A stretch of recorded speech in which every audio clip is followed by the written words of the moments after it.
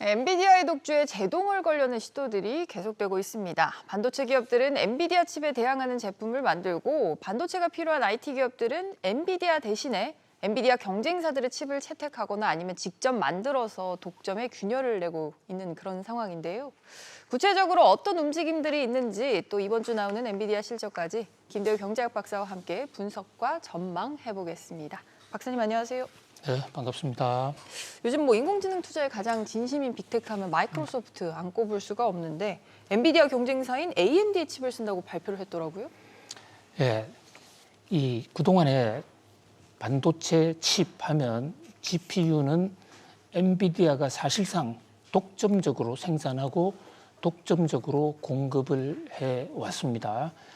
그런데 이 인공지능의 생태계에서 가장 상위에 있다고 볼 수 있는 마이크로소프트, 인공지능 이 전환 드라이버의 주역이죠. 이 마이크로소프트가 엔비디아만 쓰지 않고 우리 AMD도 쓰겠다라고 공식으로 선언을 한 것입니다. 네. 바로 엔비디아와 마이크로소프트는 1년 전에 이제 이 AMD의 GPU 공급 계약을 맺은 바가 있고 저희들도 소개를 해 올린 적이 있는데요. 그게 이제 드디어 가시적으로 상품이 나왔고 그것을 마이크로소프트가 우리 AMD도 쓸게 이제 이렇게 그 얘기를 한 것이란 말이죠. AMD의 MI300X, 메타, 오라클 등도 지금 계약은 체결해 놓고 있어요.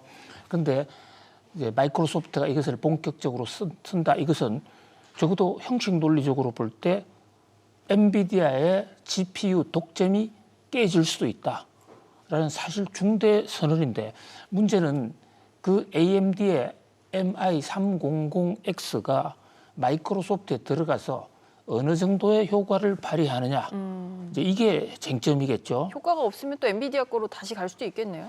그렇습니다. 이렇게 GPU 자체는 AMD가 사실 어떤 면에서 좀 더 앞서 있다고도 볼 수 있습니다.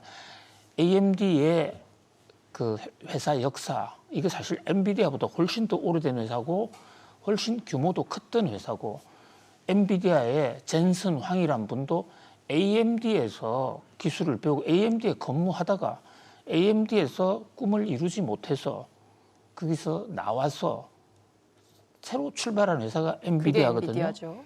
엔비디아를 흔히 데니스라는 그 데니스 컴퍼니로 부르는 언론들이 많이 있어요. 데니스요. 예, 데니스라고 데니의 그러니까 맥도날드보다 조금 싼 그 프랜차이즈 음식 칩의 데니라는 데가 있죠. 엔비디아가 처음에 돈이 없어서 사무실에 만날 수 있는 공간도 없었어요, 회의를. 그래서 데니에서 맨날 만나서 최고 간부 회의를 했습니다. 그래서 엔비디아를 데니스 하우스라고도 그러는데 실제로 젠슨 황이라는 분이 어릴 때 경제 사정이 상당히 어렵거든요. 그래서 어려울 때 데니라는 집에서 아르바이트를 오래 했어요. 그래서 데니 키드라고 불리기도 합니다. 이 얘기를 왜 소개를 드리냐면 그만큼 후발주자고 어려운데 어떻게 엔비디아의 GPU가 시장을 독점했을까? 이것은 쿠다의 마술이라고 볼 수 있습니다. 쿠다. 자, 엔비디아의 GPU 자체가 성능이 좋다기보다도 그것을 움직이는 시스템. 쿠다라는 게 컴퓨터 유니파이드 디바이스 아키텍처의 약자인데요. 그 GPU를 움직이는 소프트웨어예요. 이게 굉장히 중요합니다. 쿠다가 사실상 세계를 지배하고 있는 것입니다. 그래서 이번에 AMD가 만들어낸 이 새 제품이 쿠다보다도 그 구동할 수 있는 소프트웨어가 성능이 더 좋으냐, 이것이 최대의 관건이다고 볼 수 있습니다. 이 쿠다라는 이 소프트웨어 제품은요, 엔비디아의 GPU가 아닌 다른 데서는 작동 자체를 안 해요. 아, 일부러 그렇게 설계를 한 겁니까? 그렇습니다. 일부러요. 게임 시절부터. 그런데 이 쿠다가 딥러닝, 그 제프리 힌턴 박사가 또는 그 구글에서 알파고 만들 때 머신러닝에서 딥러닝으로 넘어갈 때 딥러닝에 가장 적합한 소프트웨어가 바로 쿠다였다.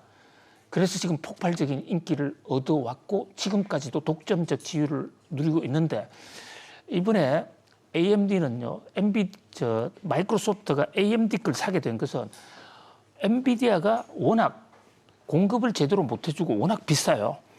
그러니까 이번에 AMD가 공급하는 MI300X는 시중에 내다 파는 게 아니고 생산 전량을 현재로서는 마이크로소프트에 바로 갖다 넣습니다. 그래서 아직 범용화하기에는 어려운데 마이크로소프트가 이걸 써보고 그 성능이 과연 어떻게 되느냐 이런 것들에 따라서 엔비디아 독점을 깰 수도 있다. 그런데 엔비디아 입장에서는 한번 해봐. 우리 거보다는 못할 걸 지금 여유를 부리고 있어요. 오히려 또 해보고 AMD 제품이 또 엔비디아 못 미치면 또 돌아갈 수 있는 그런 효과를 낼 수도 있으니까요. 근데 여기에 더해 마이크로소프트가 자체적인 이제 AI 칩도 출시를 한다고 하는데 다른 빅테크들과 또 비슷한 행보를 보이네요. 이 부분에서는. 그렇습니다. 지금 마이크로소프트가 뭐 우리 시간으로 내일 밤에 코발트 100이라는 것을 개발을 할 텐데요. 개발 발표를 할 겁니다. 개발한다는 얘기는 지난번부터 얘기를 했어요. 그런데 이 코발트는 뭐냐? CPU거든요. 그러니까 CPU와 GPU가 원래 다른 게 아니에요. CPU는 이 컴퓨터의 중앙 머리 장치인데 중앙 처리 장치 CPU. 예. 그런데 이 센트럴 프로세싱 유닛인데 원래 GPU도 a kind of CPU인데 그래픽 전문이라고 그래가지고 GPU 중에서 어떤 머리는 좀 나쁘지만 빨리빨리 일할 수 있는 그런 게 GPU거든요. 그런데 현재 지금 이 코발트 100이라는 것은 컴퓨터의 그 인공지능을 뭐 교육시킨다기보다는 현재 마이크로소프트가 굉장한 클라우드 인공지능으로 가기 위해서 빅데이터 센터를 만들어 놓고 있고 그걸 기업들에게 서비스하는 클라우드 서비스를 하고 있지 않습니까? 그 클라우드 서비스도 GPU가 많이 필요한데 GPU가 부족하니까 아예 마이크로소프트 직접 만든 CPU 코발트를 가지고 하면 이게 가속기 이렇게 CPU는 동시 계산 능력이 좀 부족했는데 CPU면서도 코발트 100은 동시 계산 능력이 굉장히 빠르다. 그래서 뭐 가속기라고도 볼 수가 있는데 GPU는 아니지만 GPU를 대체해서 할 수 있다. 근데 그동안에 엔비디아가 돈을 많이 번 게 그 마이크로소프트 등 빅데이터를 운영하는 그 클라우드 서비스 회사에 엔비디아의 GPU를 많이 팔았거든요. 근데 코발트 100이 만약에 GPU 대신 들어가서 그 성능을 대신해 준다면 역시 엔비디아의 대체를 할 수 있겠네요. GPU 살 필요가 없거든요. 근데 이 코발트 100은 빅테크 회사 중에 이게 마이크로소프트가 처음이 아니에요. 그러니까 마이크로소프트보다 앞장서 만든 회사가 있습니다. 그게 바로 아마존이에요. 아마존이 그래비톤이라는 것을 벌써 만들어서 엔비디아로부터 수입하지 않고 사들여주지 않고 벌써 작동하고 있거든요. 근데 이제 이번에 이 문제는 아마존 웹 서비스보다도 아마존 웹 서비스가 개발한 그래비톤보다도 마이크로소프트께 더 성능이 좋으냐? 이것도 또 하나의 중요한 관전 포인트입니다. 아마존도 긴장을 할 수 있겠네요. 그렇습니다. 이걸 빅데이터 회사들끼리 빅데이터 회사라는 데가 결국 구글, 아마존, 또 마이크로소프트 이 회사가 지금 첨예하게 경쟁을 하고 있고 빅테크 회사들이 지금 돈 버는 게 바로 클라우드 서비스에서 돈 벌어요. 그런데 거기서 엔비디아의 GPU 없이도 돌아갈 수 있는 CPU를 지금 장착을 한다. 그래서 코발트 100의 성능이 좋다면 엔비디아도 타격이지만 아마존도 타격일 수 있는 그야말로 춘추 전국 시대. 그러니까 차고 나면 새로운 기술이 나오고 누가 가성비 높고 새 기술을 만드느냐에 따라서 성패가 좌우되는 인공지능 전쟁은 이제 막 시작 단계다. 누가 아주 압도적 1위라고 아무도 얘기할 수 없는 아주 혼전의 그 춘추 전국 시대다 이렇게 볼 수 있습니다. 오늘 다르고 내일 다르고 순위가 막 바뀔 수 있다는 그런 말씀이시군요. 사실 올해만큼 또 우리가 이제 개발자 회의에 관심을 갖는 해가 또 있었나 싶은데 마이크로소프트가 이제 그 개발자 컨퍼런스를 내일부터 개최를 합니다. 여기에 주목해야 하는 또 다른 이유가 또 있죠. 예. 물론 앵커님 말씀대로 올해도 관심이 굉장히 높고요. 올해만큼 그렇게 관심 있는 해가 있나 싶은데 사실은 20년 전에 제가 그때 현장 기자 생활할 때 당시에 IT가 처음 나올 때 매일매일 개발자 회의를 했어요. 20년 전에요. 그때 새로운 기술 인터넷이 나온다, 윈도우가 나온다. 그러니까 물론 20년 전을 우리가 뭐 그때보다도 지금은 또 다른 의미가 있겠지만은 역사는 좀 반복된다. 이렇게 볼 수 있고 요즘 개발자 회의가 굉장히 중요하다. 그런 의미로 볼 수가 있겠어요. 그렇죠. 자, 개발자 회의에 애플은 WWDC입니다. 이름이 달라요, 회사마다. 다음 달에 열리는 거 말씀하시는 예, 거죠? 6월 10일. 운명의 6월 10일. 그다음에 또 테슬라 개발자 회의가 따로 있고 구글도 있잖아요.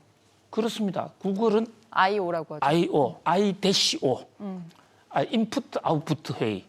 그런데 이제 오늘 밤에 열리는 내일 새벽에 주로 이제 내용이 나오겠습니다만은 이 마이크로소프트에는 빌드라고 해요. 짓다라는 그 단어 말씀하시는 그렇습니다. 거죠? 인공지능을 우리가 세운다. IT를 설립했다. 이렇게 보는 겁니다. 설립자 회의, 개발자 회의 이렇게라도 보는데 마이크로소프트의 이 빌드 회의가요. 과거에 윈도우 익스플로러를 처음 개발하고 하면서 애플을 완전히 무너뜨린 아주 역사적인 그런 과거를 갖고 있어요. 그러니까 초기에 애플이 먼저 나갔다고요. 그러니까 그런데 그 마이크로소프트는 원래 컴퓨터를 칠 때 MS-DOS라는 명령어를 쳐넣어야만 컴퓨터가 움직였는데 애플은 그림으로 착착 됐거든요. 또 마우스도 애플이 제일 먼저 도입했지 않습니까? 그런데 마이크로소프트가 갑자기 윈도우 익스플로러를 애플에서 뺏겼어요. 뺏겨서 이걸 하는 바람에 애플의 맥킨토시가 완전히 쇠락의 길을 걸었죠. 그러니까 서로서로의 경쟁, 우리 앞으로 개발자 컨퍼런스 이 회의 그 각사에 이것을 굉장히 유념해 볼 필요가 있는 게 거기에 신기술이 나올 것이고 그에 따라 주가도 요동칠 수 있다. 그런 면에서 오늘 밤 또 마이크로소프트의 잠 못 이루는 빌드 회의가 된다 이렇게 볼 수 있겠습니다. 네, 이번에는 인공지능 PC의 비전을 공개한다고 하는데 얼마나 또 중차대한 소식이 나올지 내일 모닝벨도 주목해 주시면 하나만 더 얘기하면 오늘요 굉장히 큰 이 관전 포인트. 네. 마이크로소프트가 이번 빌드 회의에서 공개하는 것은 새로 PC를 공개합니다. 자, PC인데 지금 PC가 마이크로소프트가 소프트웨어를 만들고 있기 때문에 그것이 이제 인터넷 익스플로러, 마이크로소프트 인터플로러 구동이 되고 있지 않습니까? 이번에 새로 공개할 것은 인공지능 PC 버전을 움직이는 그 오퍼레이터를 공개하겠다. 그래서 앞으로의 PC가 이제 인공지능이 아니면 지금 있는 PC가 완전히 무용화될 수가 있어요. 새로운 기술이 만약에 좋다면 그렇게 되면 컴퓨터 쪽에 대대적인 수요 폭발이 있을 수가 있습니다. 내용에 따라서는 인공지능 PC가 인공지능 없는 PC는 앞으로 완전히 사장될 가능성이 있어요. 아무튼 마이크로소프트의 새 인공지능 PC 매우 주목됩니다. 하나의 분기점이 될 수 있다는 그런 말씀이시죠? 예. 알겠습니다. 오늘 마이크로소프트 얘기 여기까지 해보도록 하고요. 국내로 돌아와서 재계 혼사 소식도 좀 살펴보죠. 최태원 SK그룹 회장의 차녀인 최민정 씨가 오는 10월 중국계 미국인 사업가와 100년 가약을 맺는 것으로 알려졌습니다. 앞으로 SK그룹 후계 구도에도 어떤 영향을 미칠지가 관심인데요. 이 소식 살펴보겠습니다. 박사님, 뭐 사랑에는 국경이 또 없다고는 하지만 재벌과 자제가 외국인과 결혼하는 게 또 상당히 또 이례적인 행보 아닙니까? 그렇습니다. 저는 사실 최태원 회장이 노소영 지금 관장과 결혼할 때 결혼식에 취재를 한 적이 있는데 그 결혼식을 청와대 그 영빈관에서 했어요. 그런데 그 당시가 이제 그 대통령 노태우 대통령이었거든요. 근데 결혼한 지 이제 1년 만에 그 최윤정 양이 태어났고 또 1년 반 만에 최민정 양이 태어났는데 이 두 최민정, 최윤정 이분들이 그 주민등록 등본, 호적 등본을 떼보면요. 지금 바뀌었는지 모르겠는데 초기에는 출생지가 어디로 나와 있냐면요. 서울 종로구 세종로 1번지로 나와 있었어요. 거기가 어딘가요? 청와대. 우리나라 가장 한복판 청와대 주소입니다. 지금은 뭐 관광지가 됐지만 대통령 사시는 곳이 청와대 그러니까 종로구 세종로 1번지였는데 그때 이제 노소영 여사가 아기 낳는다고 청와대 들어가서 아기를 낳았어요. 그때 태어난 그 공주님들이죠. 그러니까 우리나라의 최대의 금수저, 다이아몬드 수저가 최윤정, 최민정 양이었더랬습니다. 아버지는 재벌 총수고 어머니는 공주님이고 또 외할아버지는 대통령이고 전 대통령이시고. 뭐 그런 게 그런 이 부모가 잘 없죠. 그런 이제 대한민국 최대 공주 가문의 어떤 금수저들이 어디 결혼하느냐 그러면서 세간의 관심도 되죠. 그런데 결혼은 의외로 한국에서의 그 원래 가장 남자로서 어려운 자리가 공주 남편이 되는 게 제일 어렵다고 그래요. 그걸 부마라고 그러거든요. 어쨌든 이 중국계 미국인, 지금 사진에 나오는 중국계 미국인과 결혼을 한다. 그리고 사진은 다 공개했고 10월 달에 워크힐에서 한다고 그럽니다. 최윤정 양의 경우에도 뭐 별로 알려지지 않은 언니죠, 장녀. 예, 언니도 그 워크힐에서 결혼을 했는데 같이 직장 생활하다가 만난 워커힐이 여기가 SK 계열사입니까? 그렇습니다. 원래 그게 청와대 그 옛날에 그 경무대 별장이었는데 그게 이제 도산하면서 팔았죠. 그래서 SK 그룹이 지금 장악을 소유하고 있습니다. 그러니까 본인들의 이제 가문에서 운영하는 거이기도 하고 또 그 경치가 좋죠. 이 워크힐 호텔이 거기서 결혼을 한다. 이렇게 알려져 왔습니다. 사실상 최민정 씨가 조금 이례적인 행보를 많이 걸어오긴 했는데 뭐 이번 결혼을 통해서 한간에서는 SK그룹 승계구도에서 좀 벗어나서 독자적인 행보를 또 이렇게도 가는 게 아니냐 해석이 있더라고요. 그렇습니다. 이게 보통 뭐 재벌 총수님들의 자녀들은 대부분 그 재벌들 승계하는 데 대부분 올인하지 않습니까? 그렇죠. 삼성의 경우도 뭐 이부진 또 이서현 다 그 딸들도 다 그렇죠. 그런데 이제 이 그 최민정 양은 지금 이력서가 전 SK 하이닉스 대리라고 나오지 않습니까? 왜 그러냐면 하이닉스를 사실상 그만뒀어요. 지금은 휴직하고 있다고 그러지만은 그리고 미국으로 가서 인테그랄 헬스를 이제 친구들과 창업을 해가지고 공동 대표로 있습니다. 그러면서 이번에 이제 중국계 미국인하고 결혼함으로써 사실상 SK하고는 좀 인연이 멀어지는 것이 아닌가. 주식은 앞으로 갖게 되겠지만은 그 언니인 최윤정 양의 경우에는 이제 SK 바이오로직스에 근무를 하고 있는데요. 최윤정 양 1989년 출생이지 않습니까? 올림픽 다음에요.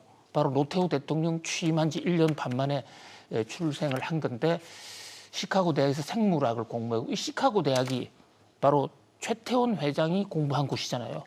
아버지의 뜻을 승계한 거죠. 그래서 최민정 양은 아예 중국 베이징 대학으로 갔고 이번에도 중국인하고 결혼을 한다 이런데 이분은 현재 자기 전공을 살려서 SK 바이오팜에서 개발 본부장까지 올라갔거든요. 이거 사실 임원 자리예요. 그래서 일각에서는 윤정은 회사에 남고 민정은 밖으로 나가는 게 아닌가 이런 어떤 분석까지 나오고 있는 상황입니다. 남동생도 지금 여기서 근무를 하고 있죠, 그룹에서? 그렇습니다. 남동생 이름이 최인근인데요. 남동생은 그러니까 두 누나 밑인데 SK 입사한 게 가장 늦었어요. 자, 제일 오른쪽에 있죠. 그래서 그 특히 지금 SK의 최태원 회장의 후계 구도가 어떻게 되나 세간의 관심이 굉장히 많습니다. 왜냐하면 다른 기업들은 사실상 내정이 되어 있는데 최태원 회장은 또 노소영 여사하고 이혼 5월 30일 날 최종 판결이 나거든요. 그럼 이혼하게 되면 어떻게 될까? 거기다가 최태원 회장이 아주 이례적으로 자기 자녀들 쪽이 아닌 사촌 동생 최창원 씨한테 수펙스를 지금 맡겼다고요. 원래 SK그룹이 사촌 경영권이 왔다 갔다 하는 회사이기 때문에 혹시 사촌 쪽으로 가는 거 아니야? 뭐 이런 얘기도 있는데 어떻게 될지는 최태원 회장이 스스로 그런 얘기 한 적이 있죠. 후계구도 다 세워놨다. 그렇죠. 지난해 그렇게 얘기를 한 적이 있습니다. 아직은 밝힐 때는 아니지만 나만의 계획이 있다. 그래서 나만이 알고 있다. 그러니까 우리가 함부로 분석하거나 예측하기는 좀 섣부른 것 같습니다. 알겠습니다. 그리고 다 말씀을 하신 것 같긴 한데요. 일단 이달 말에 노 원장과 이혼 소송 항소심이 이제 선고를 앞두고 있는데요. SK그룹도 계속해서 나오는 소식들이 있습니다. 살펴보시면 좋을 것 같습니다. 네, 오늘 저희가 준비한 소식은 여기까지 모두 전해드렸고요. 박사님 오늘도 잘 들었습니다. 감사합니다. 고맙습니다.